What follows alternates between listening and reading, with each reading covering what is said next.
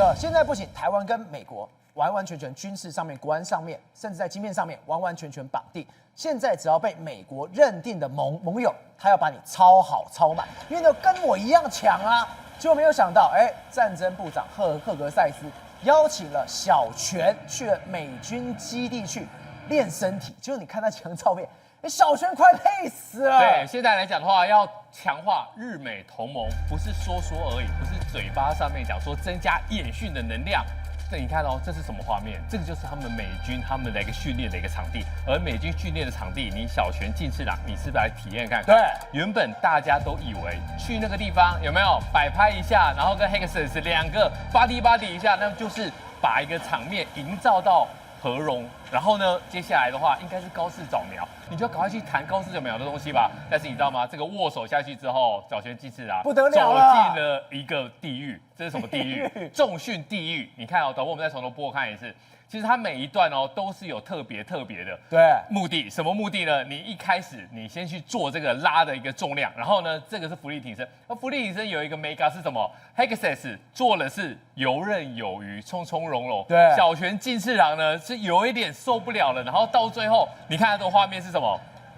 瘫倒在地上，你想想看，瘫了。你想想看，这是他们的防卫大臣哦。然后呢，人家 Hexus 以前是国防部长，现在已经什么战争部长了。你要战争，你就是要体魄，就是要有这个坚实的一个臂膀。对，这个东西每一项都是非常硬你不要想说在拉这个叫什么，拉这个划水的，你以为这个很简单吗？这个每次拉的时候有没有？它上面会有一个数据。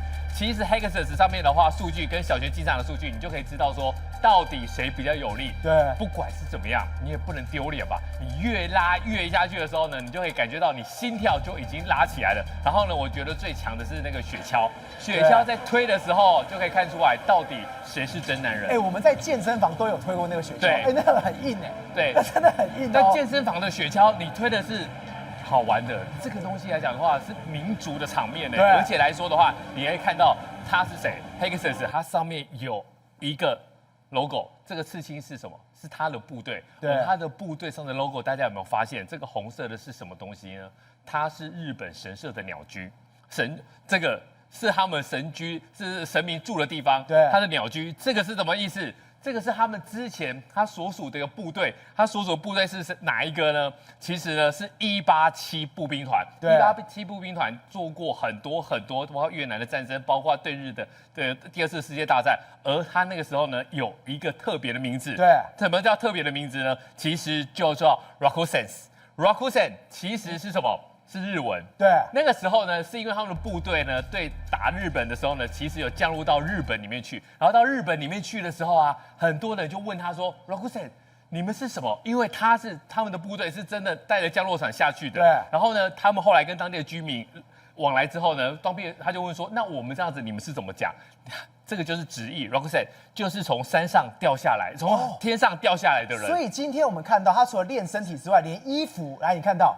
都专门穿了这个，这是有象征性意义的。对，而这个来讲的话，其实它是日文，这就是一个典型的，当你的绰号比你的本名还红的时候呢，你最后就变成 Rakusen。对 ，Rakusen 就是日文里面落下的伞。而在过去来讲，因为有在冲绳执行这个占领任务，他们最后就把这个名字改名叫什么 Rakusen。而这个鸟居是谁在住的？是神明在住的。对，所以呢，他们就觉得说，你就像神明一样，从上面从天神从天而降。